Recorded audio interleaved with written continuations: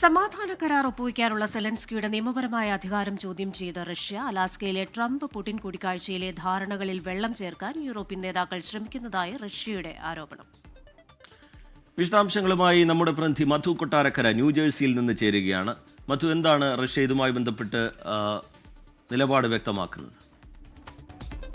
Good morning Rejith, Christina. അലാസ്കയിൽ US president Donald ട്രംപുമായുള്ള Russian president പുടിന്റെ കൂടിക്കാഴ്ചയ്ക്ക് ശേഷം ഇതാദ്യമായിട്ട് യുക്രൈൻ പ്രസിഡന്റ് സെലൻസ്കിയോടുള്ള റഷ്യയുടെ എതിർപ്പ് അവർ പരസ്യമായിട്ട് പ്രകടിപ്പിച്ചിരിക്കുകയാണ്. യുക്രൈൻ പ്രസിഡന്റ് സെലൻസ്കിയെ കാണുവാൻ വ്ളാദിമിർ പുടിൻ തയ്യാറാണ്. പക്ഷേ സമാധാന കരാർ ഒപ്പുവയ്ക്കുവാൻ നിയമപരമായ അധികാരം സെലൻസ്കിക്ക് ഉണ്ടോ എന്ന ഒരു ചോദ്യമാണ് റഷ്യ ഇപ്പോൾ ഉയർത്തിയിരിക്കുന്നത്. റഷ്യ ഇതുവരെ ഉയർത്തിയ എല്ലാ പ്രധാന പ്രശ്നങ്ങൾക്കും ആദ്യം പരിഹരിക്കണമെന്ന് റഷ്യൻ വിദേശകാര്യമന്ത്രി സെർജി ലവ്റോവ് പറയുകയും ചെയ്തിട്ടുണ്ട്.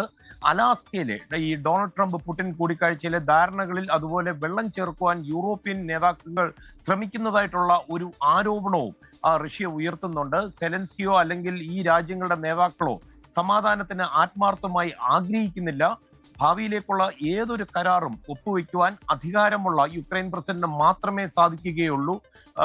നമുക്കറിയാം 2024 മെയ് മാസത്തിൽ യുക്രൈൻ പ്രസിഡന്റ് സെലൻസ്കിയുടെ കാലാവധി അവസാനിച്ചിരുന്നു. അതോടെ അദ്ദേഹത്തിന്റെ നിയമസാധുതയെക്കുറിച്ച് പുടിൻ ഇതിനോടകം തന്നെ പലവട്ടം സംശയം ഉന്നയിക്കുകയും ചെയ്തിട്ടുണ്ട്.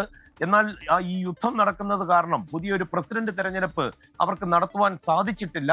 എന്നാൽ ഇതിനോട് യുക്രൈൻ പ്രതികരിച്ചിട്ടുണ്ട്. സെലൻസ്കി നിയമാനുസൃത പ്രസിഡന്റായിട്ടാണ് തുടരുന്നതെന്നാണ് യുക്രൈൻ പറയുന്നത്. സെലൻസ്കി കരാറിൽ ഒപ്പുവെച്ചാൽ സെലൻസ്കിയുടെ കാലാവധി സാങ്കേതികമായി അവസാനിച്ചു. അതുകൊണ്ട് തന്നെ പിന്നീട് വരുന്ന ഒരു യുക്രൈന്റെ പ്രസിഡന്റ് അതിനെ എതിർത്തേക്കുമെന്നാണ് റഷ്യൻ ഉദ്യോഗസ്ഥർ ഇപ്പോൾ ആശങ്കയുടെ രൂപത്തിൽ പറയുന്നത്. ക്രിസ്റ്റീന, റീജിത്ത്. മധു, ഒരു കാര്യം കൂടെ, ഈ ബിസിനസ് വഞ്ചന കേസിൽ ട്രംപിന് പിഴത്തുക ഒഴിവാക്കിയെന്നൊരു വാർത്തയോട് വരുന്നുണ്ടല്ലോ ന്യൂയോർക്ക് കോടതി. ആ വാർത്തയുമായി ബന്ധപ്പെട്ട വിശദാംശങ്ങൾ വളരെ ചുരുക്കത്തിൽ.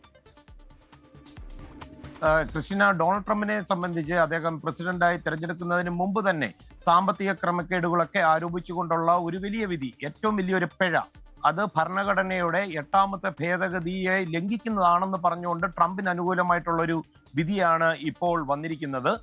ട്രംപ് ഇതിൽ വലിയൊരു ആശ്വാസം പ്രകടിപ്പിക്കുകയും ചെയ്തിട്ടുണ്ട്. ഇത് സംബന്ധിച്ച് അദ്ദേഹം ട്രൂത്ത് സോഷ്യൽ ഇതുമായി ബന്ധപ്പെട്ടുള്ള കാര്യങ്ങൾ പറയുകയും ചെയ്തിട്ടുണ്ട്. കൃഷ്ണ. ശരി, മധു കൊട്ടാരക്കരയാണ് ന്യൂജേഴ്സിയിൽ നിന്ന് വിശദാംശങ്ങൾ നൽകിയത്. ലോകത്തെവിടെയായാലും ഏത് സമയത്തും 24 വാർത്തകളും ഓഗ്മെന്റഡ് റിയാലിറ്റി പാക്കേജുകളും എക്സ്പ്ലെയിനറുകളും വിശദമായി കാണാൻ ഞങ്ങളുടെ യൂട്യൂബ് ചാനൽ നിങ്ങൾക്ക് സബ്സ്ക്രൈബ് ചെയ്യാം.